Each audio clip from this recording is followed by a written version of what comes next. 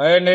అల్లు అర్జున్ గారి బర్త్డే సందర్భంగా అట్లీ అండ్ వీళ్ళ కాంబినేషన్ లో ఒక బైట్స్ బయటకు వచ్చినాయి. ఎలా అనిపించింది మీకు? మామూలుగా లేదుగా, మరో చరిత్రకి నాంది పలుకుతున్నట్లుగా అనిపించింది. అది సినిమా చాలా అద్భుతమైన సినిమాగా రూపాంతరం చెందబోతుందేమో అన్నట్టుగా ఇచ్చారు. అది చాలా బాగుందండి. అల్లు అర్జున్ గారు మరో super duper hit, sensational hit, pan India movie తీస్తున్నారని చెప్పి అనిపించింది. ప్యాన్ ఇండియా కాదు, ప్యాన్ వరల్డ్ సినిమాకి శ్రీకారం చుట్టారేమో అట్లీ గారుని అల్లు అర్జున్ గారు అనిపిస్తుంది. చాలా బాగుంది.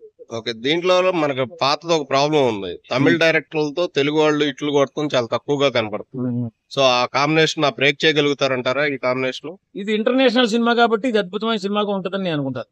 ఎందుకంటే మనం పాతది మనం కంపేర్ చేసుకోకూడదండి. ప్రతి రోజుకి డెవలప్ అయిపోతుంది టెక్నాలజీ. ఆ టెక్నాలజీ డెవలప్మెంట్ అవుతున్న సందర్భంలో వాళ్ళు ఏదో మంచి సినిమా చేయబోతున్నారు అనిపిస్తుంది నాకు. దాన్ని కంపేర్ చేసుకోకూడదు. ఇప్పుడు పాత సినిమాలు మనం కంపేర్ చేసుకుంటే అసలు టెక్నాలజీ లేని రోజుల్లోనే మన తెలుగు వాళ్ళు అద్భుతమైన సినిమాలు చేశారు.